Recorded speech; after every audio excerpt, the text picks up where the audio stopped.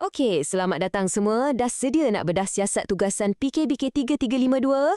Jom, dalam sesi kali ni, kita akan kupas satu persatu setiap inci panduan pentaksiran ni.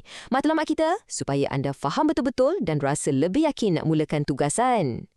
Baiklah, jom kita tengok gambaran besarnya dulu. Nampak tak infografik ni? Anggap je ni macam peta jalan ataupun roadmap anda untuk semester ni. Saya tahu, nampak macam banyak benda kan? Tapi relax, jangan risau. Kita akan pecahkan satu-satu sampai semuanya jadi jelas. Okey, ini dia agenda kita. Mula-mula, kita tengok gambaran keseluruhan. Lepas tu, kita selam terus ke setiap tugasan. Ujian objektif, produk digital dan juga pembentangan mikro pengajaran. Dan yang terakhir, paling penting, kita akan bongkar apa tu 6C, kunci kejayaan yang akan ikat semua ni sekali. Jom kita masuk bahagian pertama, gambaran keseluruhan pentaksiran. Kenapa kita mula dari sini? Sebab sebelum kita gali lebih dalam, kita kena faham dulu macam mana setiap tugasan ni saling berkait dan menyumbang kepada markah akhir. Anggap je macam kita susun kepingan puzzle untuk nampak gambaran penuh pembelajaran anda. Okey, sekarang bab markah. Tengok betul-betul carta ni, nampak tak? 60%. 60% grade anda datang dari satu tugasan je. Produk digital. Ini petunjuk paling besar kat mana anda patut letak fokus dan tenaga kreatif anda. Lagi 40% tu, itu dibahagikan sama rata 20-20 antara ujian objektif dan pembentangan. Jadi, mesti anda tertanya-tanya kan, kenapa sampai 3 tugasan berbeza? Sebenarnya, setiap satu tu ada tujuan. Ia direka khas untuk ukur kemahiran anda dari 3 sudut berbeza. Pertama, pengetahuan teori. Kedua, cara anda berfikir secara kritis. Dan yang paling penting, kecekapan digital anda. Macam mana anda boleh cipta penyelesaian sebenar untuk pendidikan khas. Okey, jom kita fokus pada tugasan 1, ujian objektif. Anggaplah ujian ni macam tapak atau asas pengetahuan. Ia penting untuk pastikan anda ada asas yang kukuh sebelum kita bina bangunan yang lebih besar dengan tugasan seterusnya. Ujian ni menyumbang sebanyak 20%. Mungkin ada yang fikir, alah 20% je. Tapi jangan pandang rendah ya. Ini adalah langkah pertama yang sangat penting untuk dapatkan momentum yang baik untuk sepanjang semester. Jadi, macam mana format ujian ni? Okey, dengar sini. Ia tugasan individu dan dibuat secara online. Anda ada 30 minit je untuk jawab 20 soalan aneka pilihan dan poin paling penting, highlight ni, soalan hanya akan datang dari topik 1 dan 2. Itu sahaja. Jadi, dah tahu kan nak fokus ulang kaji kat mana? Sekarang kita masuk ke main event. Tugasan 2, produk digital anda. Macam yang kita sebut tadi, inilah jantung kursus ni. Inilah pentas utama di mana kreativiti dan kemahiran teknikal anda betul-betul akan diuji dan diserlahkan. Ya, kita ulang sekali lagi, 60%. Projek individu ni memang komponen paling besar, tulang belakang kursus ni. Kenapa? Sebab ia gabungkan kemahiran berfikir, kemahiran kognitif dengan kemahiran digital anda. Jadi memang kena bagi yang terbaik dekat sini. Tema untuk projek ni pun sangat menarik. Dunia digital menjana kreativiti pelajar kelas pertama. Apa maksudnya tu? Maksudnya, anda bukan setakat bina satu tool atau aplikasi biasa. Anda dicabar untuk hasilkan sesuatu yang betul-betul boleh cetuskan kreativiti dan pemikiran aras tinggi untuk pelajar.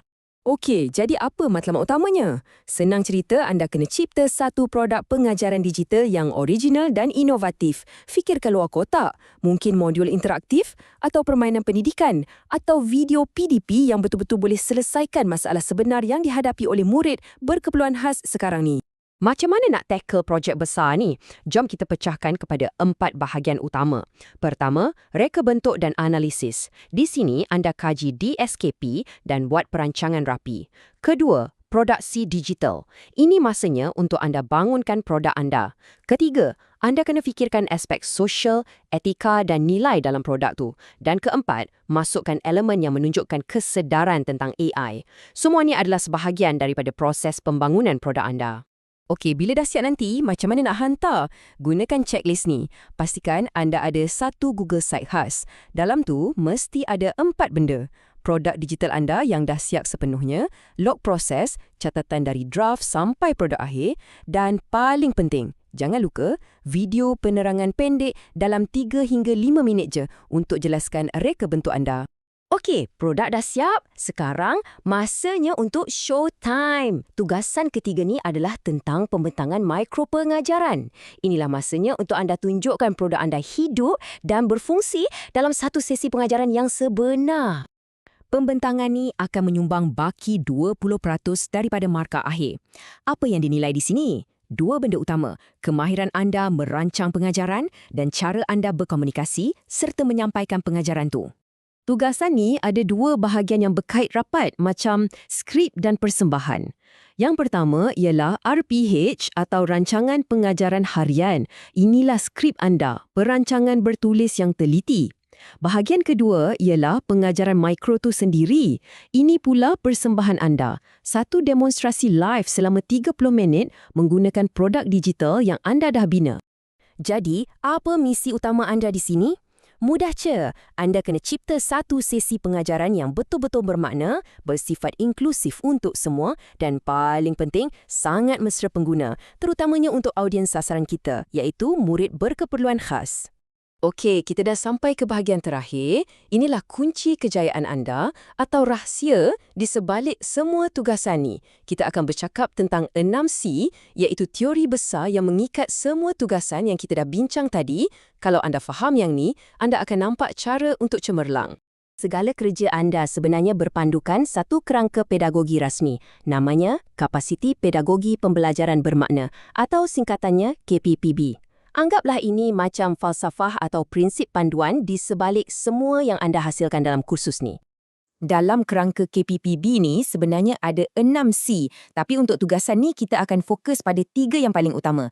Pertama, komunikasi. Maksudnya sejauh mana anda boleh sampaikan idea kreatif anda dengan jelas dan meyakinkan.